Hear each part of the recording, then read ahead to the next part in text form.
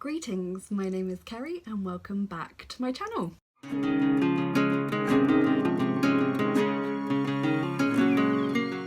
Today I have something a little bit different for you. If you're familiar with my channel, you know I don't usually make monthly TBRs because I'm a dreadful mood reader and I can never stick to them. However, in August I'm going on holiday. I'm going on a few holidays actually, but the first one particularly, I'm going to be away for 10 days and there's quite a lot of coach travel involved in that holiday. So I wanted to make sure I had enough books to read to keep me occupied for the whole 10 days, and I was really struggling to narrow down the list, so I asked Twitter for some help and I put up a series of polls on Twitter. You may have seen them if you follow me on Twitter. If not, you can find how to follow me in the description box. And a number of people voted and helped me narrow down that list. So Twitter has helped me pick my holiday TBR for this month and I'm going to go through what books they picked now. There are some other extra books that I'm going to be taking on holiday with me as well, so I'm just quickly going to go through them first and then we'll get on to the Twitter picks. First of all, we are nearly at the end of Mission Marple,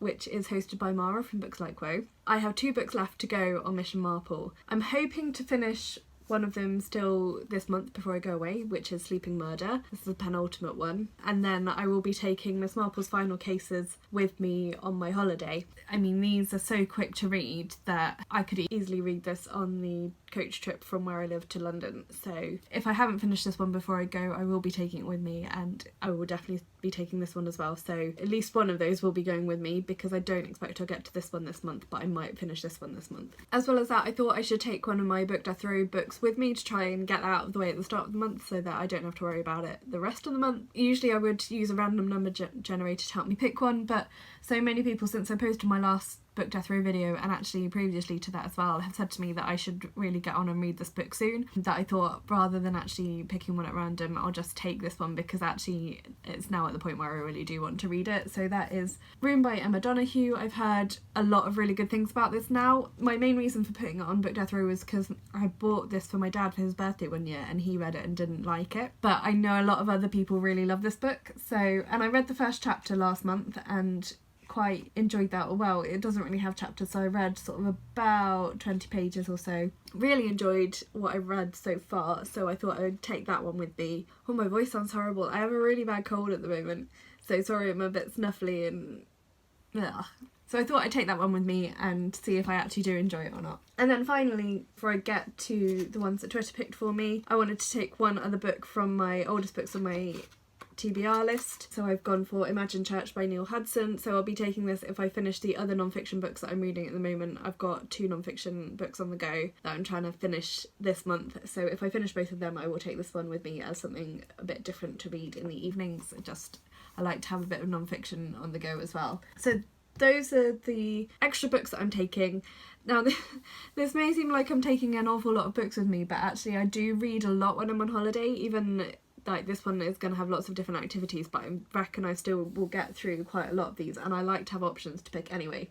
When I came to put the books on Twitter for the poll, I broke them down into categories and put 4 books up per category. So I'll put the screenshot that I used, the pictures, because some books are more famous than others, so I wanted to put pictures all up and then I put a poll up as well. So the first category was fantasy, and the books on the fantasy vote were Empire of Sand by Tasha Suri, Days of Blood and Starlight by Laini Taylor, Assassin's Apprentice by Robin Hobb, and Song of the Overworld by Dawn James.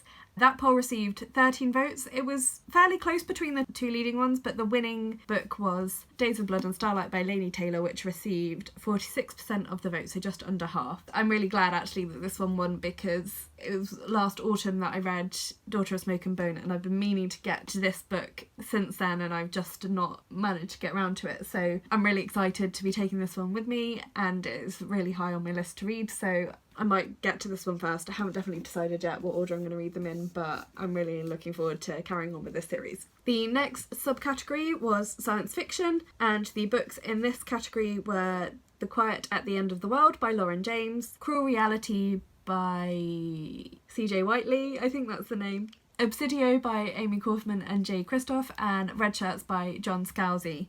This one was actually fairly close. The vote was fairly evenly split between 3 of the books. Only Cruel Reality didn't really get very many votes. The other 3 were quite close, but the winning book with 38% of the vote was The Quiet at the End of the World by Lauren James, which has just the most beautiful cover. So I'm really excited that this one won as well, actually, because The Loneliest Girl in the Universe was a book I took on holiday a couple of years ago, and it ended up being one of my favourite books of 2017. So I pre-ordered this one as soon as I knew it was coming out, and I think it came out in March. It was either March or May. It was one of the M's anyway, and so I've had it for a couple of months and haven't got around to reading it yet. And I really love Lauren James's writing style, so I'm really looking forward to picking that one up. The next subcategory was historical fiction. The books in this category were The Loving Cup by Winston Graham, which is the 10th Poldark book, The Mistaken Wife by Rose Melikan, which is the 3rd book in the Mary Finch series, The Lady of Misrule by Suzannah Dunn, and Rivals of the Republic by, I can't remember her name, I will put it up on the screen. This one wasn't quite so close, although it wasn't too far off between the top 2 books again, actually. With a bit of a lead, the winning book was The Lady of Misrule by Suzannah Dunn. So this was a book I picked up on my trip to Hay-on Wye. It is about Lady Jane Grey, who is one of my favourite historical characters, and I have a few other books by Suzannah Dunn as well. I've not read anything by her yet, so I'm really keen to get to this one and to see if I like her writing style, because if so, I've got a few more books by her. If I don't like it, then I can unhaul those books and it will clear some of my TBR, so that is why I'm quite excited to get to this one fairly soon. The next category was actually the closest of all the votes, so this was the contemporary category. This actually had received the most votes as well, and the books on this poll were The Seven Husbands of Evelyn Hugo by Taylor Jenkins Reid, Radio Silence by Alice Oseman, Please Read This Leaflet Carefully, and I've forgotten that author's name because I am terrible, and The Boy Who Steals Houses by C.G. Drews. So this was actually the closest of all the votes, but the winner with 36% of the vote was The Seven Husbands of Evelyn Hugo by Taylor Jenkins Reid. So I received this for Christmas from my booktube Secret Santa and have not managed to get around to it yet, and so many people love this book and have been talking about it, so I'm really excited to get to it because I've heard so many good things, and again it's got a really beautiful cover. And then the final category was, I called it the randomers because they were all books that I couldn't fit into other categories, and this one was the least close of all the votes, so this one had a landslide winner, which I'll get to in a minute. So the books in this category were The Embers of Heaven by Alma Alexander, The Scapegoat by Daphne du Maurier, You Would Have Missed Me, which again I can't remember the author's name, and The Great Gatsby by F. Scott Fitzgerald. And with a landslide win of 67% of the vote, The Scapegoat was the winner, which is very exciting because it's been a really long time since I've read any Daphne du Maurier, and she's one of my all-time favourite authors. This book is also on the oldest books on my TBR list, and so I'm really excited to read it. I also think I did see an adaptation of this on TV a few years ago, so I vaguely remember some of the story, but I'm really keen to read it in Daphne du Maurier's own writing. Annoyingly, it's got a sticker that I can't get off of it at the moment, so I might have to get some nail varnish remover on that later because it's marring my lovely book. So I had said on Twitter that I was reserving the right to change my mind and actually not take any of the books that have been featured in the poll and take completely different things.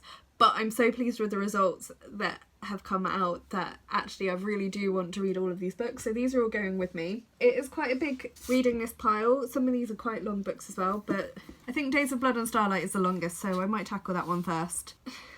So this is my holiday reading list for my trip to Germany, my 10 days in Germany. So I am taking 1, 2, 3, 4, 5, 6, 7, probably 8 books with me for 10 days. As I said, I'm getting the coach to London, and then we're getting the coach from London to where we're staying in the Black Forest. So it's essentially, I think it's more than 24 hours on the coach each way at each end of the holiday. And then every day we go out on excursions as well, which I think we either go by coach or by train on the different excursions. I'm going with a group of people who I'll meet when I get there. It's like a booked coach trip, coach holiday. So hopefully I'll get on really well with them, but also I'm quite an introvert, so there will be times when I just want to not have to socialise with people, so it's good to have a lot of reading material for when those occasions arise. Let me know what you think of that, if you have read any of these books and what you thought of them. If you would like me to do more Twitter helping me choose my TBR, then I'm sure I can arrange that at some point in the future, maybe for readathons or something like that. If you have enjoyed this and if you want to help me with that in the future, let me know. Let me know if you're going on holiday this summer and where you're going and what your plans are. So that's my first holiday. I do actually have a couple of more trips in August because it's the easiest time for us to take holiday from work. So I have a few more trips planned as well. So hopefully I'm going to get a lot of reading done during the month of August and just really have a really relaxing time. Yeah, so let me know what you think of any of those books. Have a chat to me down in the comments about what some of your favourite holiday reads are. You can find me on my social media as well. The information is always listed in the description box. And that's it for today, so thank you very much for watching and I will talk to you again soon. Bye!